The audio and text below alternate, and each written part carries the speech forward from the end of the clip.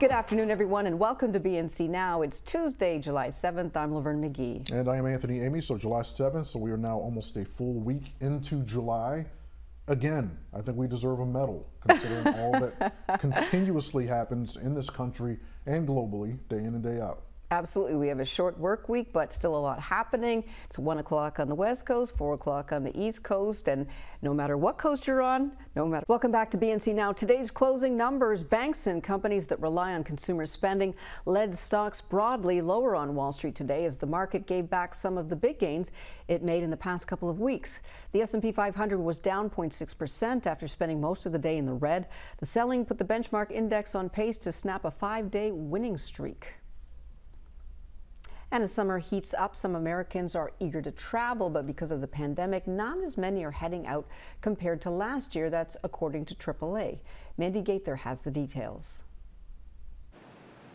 It's a summer like no other. With coronavirus cases continuing to surge, many Americans who had been planning to take a vacation may be rethinking that or holding off until the last minute to plan a trip. And AAA is forecasting that travel will fall more than 14.5% between July and September compared to last year.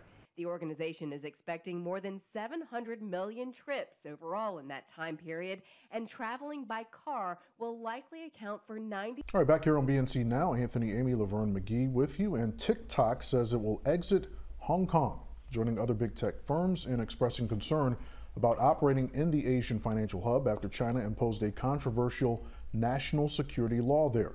The TikTok spokesperson said, quote, "In light of recent events, we've decided to stop operations of the TikTok app in Hong Kong. It is unclear when TikTok, which is owned by Beijing-based startup ByteDance, will exit Hong Kong and what that will mean for the app's users in the city."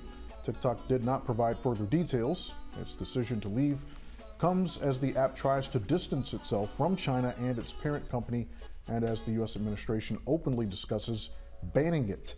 ByteDance did not immediately respond to a request for comment about whether it plans to make its Chinese version of the app available to Hong Kong users. Now, TikTok says it provides a, quote, "safe and secure app experience for our users."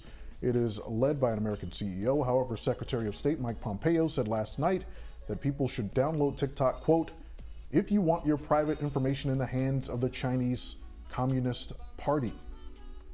Interesting. It is, look, I'm not a TikTok user, never have been. Frankly, don't understand the big craze about it. That probably makes me old. But at least I can say my information is secure, Laverne, because I have not been to TikTok at all. I have not downloaded anything, so I feel pretty good about myself. Well, wow, Anthony, where do we begin? I'm proud of you. Let's face it, people have been concerned about TikTok from the very beginning. I'm one of those people, I like to go online. I try everything for myself because I like to see how it works, what it does. I was on TikTok probably a year and a half ago. Now, I didn't download any of my information or anything like that. I did a very basic profile. I didn't put any of my, I used, when you fill out the forms, I just put the very bare bones minimum. So they don't have any of my information.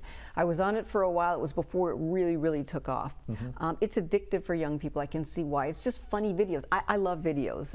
So I was like on YouTube years ago. I remember when YouTube first came out. I always knew that video was something that would just really be big because you can cram a lot in a short amount of time, and people have short attention spans like myself. So TikTok is something that it started off internationally, and just kids everywhere were doing these challenges and these little dances, and it started off cutesy and fun and all that. And of course, we know how everything spirals out of control. They realize they can make money off of it. They realize they can take your data from it. There were always concerns about the Chinese spying on Americans and other countries. So what Secretary of State Mike Pompeo is saying is certainly not new. It's not some new conspiracy theory. This was from the beginning. It is a Chinese company, and so when you are putting all your information in it, yes, a Chinese company has it. The CEO is American. I guess that's supposed to make people feel better, but of course it doesn't. TikTok became really popular this year. It really took off, and you find that celebrities use it now, politicians, everybody, because they realize it's reaching so many people. But let's face it, when you're on these apps, These companies, that's how they make money. They make money from you. You are the product. And so you have to remember that when you're using these or your children are using them, they're getting all your data. They see where you live, what you're doing. If you're putting videos on of your home, your family, your pets, where you go, they keep track of all that stuff. So you got to consider that. No thanks. Well, how about Apple? They want its devices to take the place of your passport, driver's license, and other forms of ID. There you go, Anthony. The tech giant has filed 5 patent applications for the technology.